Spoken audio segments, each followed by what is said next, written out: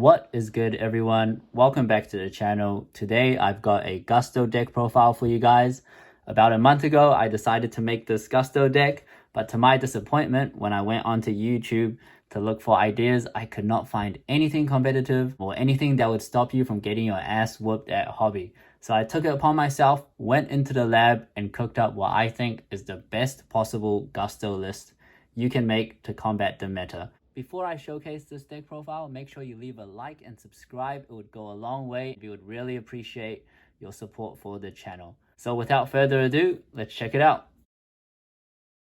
So kicking it off, we play triple Gusto Verdir. This is a great starter. When it's summoned, you foolish a Gusto and then you can special one from hand. Also, if a face-up Gusto monster is a strawberry battle or leaves the field in any way, you can special summon this card from your hand. So it does act in an extender, and it pretty much never misses timing as well. And then we play triple Piloca. It's a great extender. When it's summoned, it can bring out a level 4 lower Wynn tuner from your graveyard, and it doesn't have to be a Gusto. After you use that effect, you are locked into wins, but we pretty much play all wins in our main and extra deck, with only 2 exceptions. But as you will see later in this deck profile, those don't really restrict you at all. And also, it's a level 3 psychic, so you can use E-teleport to bring it out, and you'll see that we play 3 later in the deck profile. Then we play triple Gusto Griffin. So this card, when it's sent from hand to grave, you can special summon any Gusto from your deck. It's a pseudo starter. You need other cards to make it a starter, but as you'll kind of see in the rest of this deck profile, we've been really conscious about that, and we've played a lot of cards that work well in combination with Griffin, so it doesn't end up being a brick. We play one Cam.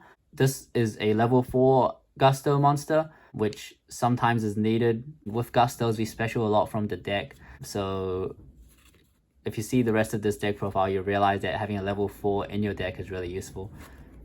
Then we play one each of Eagle and Goldo. So these are like hard bricks. You don't want to open with these. I'd say you can only play one of each because you need that consistency. You don't want to see so many garnets.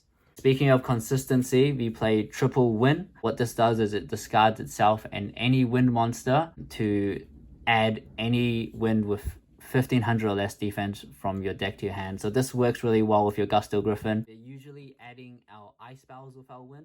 Ice Spell is the best starter in the deck in my opinion. And we play obviously the Glass Spell and the Snow Spell to finish off the Wind Witch package. Long story short, basically what this does is if you have access to Ice Spell, that gives you a Crystal Wing, which plays around a Nibiru because it makes the negate on the 5th summon. And also because you're using Snow Spell, it can't be destroyed by card effects. So that's really busted. We play one Tempest, the Dragon Ruler card. This card is a wind, and it's also an extender by banishing 2 wind monsters from your hand or graveyard while this card's either in your hand or the graveyard. So you can discard this off wind and it's still an extender. So you're not really negging at all from that. And also it's a level 7. We play a lot of level 3 tuners in this deck. And basically level 7 plus 3, that's 10. That makes you a Baron, which is also a win, which is kind of cool. Now to another engine, we play triple Speedroid Takatonberg and double Speedroid Car Turbo. Now Takatonberg is one of the best extenders in this whole deck because if you control any wind monster, you can inherent summon this from hand, and also you can use its effect to tag out to bring out the Car Turbo if you need. So if you need a non-tuner level 3, keep the Takatonberg. If you need a level 3 tuner, you can use Takatonberg's effect to tag out. Speedroid Car Turbo is not as good. It's an effect to summon, but it is still really important in this deck, level 3 tuner. Notice we don't play the Speedroid Terratop because it does conflict really hard with our Ice Spells. We play one Ghost Ogre and one Pancratops. Now Ghost Ogre is another E-tally target. Our Piloca is not a tuner, so sometimes when you need a level 3 tuner, you can get out Ghost Ogre instead. And then also Ghost Ogre has obviously utility in the hand as a hand trap as well. With Pancratops, it's not a wind, but usually you're starting off with a Pancratops in your combo, so you're not really locking yourself out at that stage. Also, good to know, it's a level 7, so that works well with your level 3 tuners as well because that makes you a Baron. Next up, we play triple Gadala. This card is a Wind. You can discard it with Wynn if you don't need it. And also, obviously, Kaijus are pretty good in general, gets rid of any problematic monsters. You can't really play the other Kaijus, in my opinion, because they decrease the consistency of this deck too much. You really want to keep this deck mainly Wind. Wynn, the Searcher, is one of your best cards because that gets you the Ice Spell, which by itself is kind of a win con. So in my opinion, keep these three. Don't worry about the other Kaijus. Moving on to spells, we play Triple Tailwind of Gusto. This is the only Gusto spell trap we play. This card is so busted. It was really good support from Konami. Basically, you can equip it, and when it equipped, you can activate it to special summon a Gusto monster with a different type to the Gusto monster that you equipped it to. So it brings out literally like the Gusto you need to keep extending. And also when it's in graveyard, you can banish it, discard any Wind monster to search in this deck another copy of itself. So you can discard cards like Gusto Griffin or your Tempest Dragon Ruler and keep extending. So this card's pretty good. Then we play double Foolish Burial. Now if we have Foolish Burial and we already have Tailwind of Gusto, we play one World Dino Wrestling. So basically dump your World Dino Wrestling, banish it, try special Pancratops. If they ash it, they ash it, but that rips out the ash in their hand. Or if they don't ash it, then you got a Pancratops, which pops one, or acts as a level 7 to help you make Baron. That's pretty good. Then obviously we play Triple E Tally. Our targets are our Triple Piloca, which is a great extender. Also the Ghost Ogre if you need that level 3 tuner straight away. This card's just really good, not even once per turn, at 3 as well. Crazy. Then some board breakers, because we're going second. Triple Forbidden Droplet. This card is nuts. You can send cards from your hand such as Gusto Griffin or your Tempest, so it's not even a neg when you discard. Or you can send cards like the Tailwind of Gusto spell, which has a graveyard effect, so you're not really negging that hard. Or sometimes you send your World Dino Wrestling, which is not a neg either. So this card breaks boards really, really good and doesn't always have to be a neg when you're sending cards away. And then the last 3 cards we play are Triple Lightning Storms, just to get rid of those annoying back row decks. Moving on to our extra deck, we play one Wynn, we play one Rubber Band Shooter, and one Appaloosa. So these 3 all Wynn type links. Wynn is pretty good because it can do stuff like reborn your opponent's Baron if you broke your board and got the Baron in graveyard.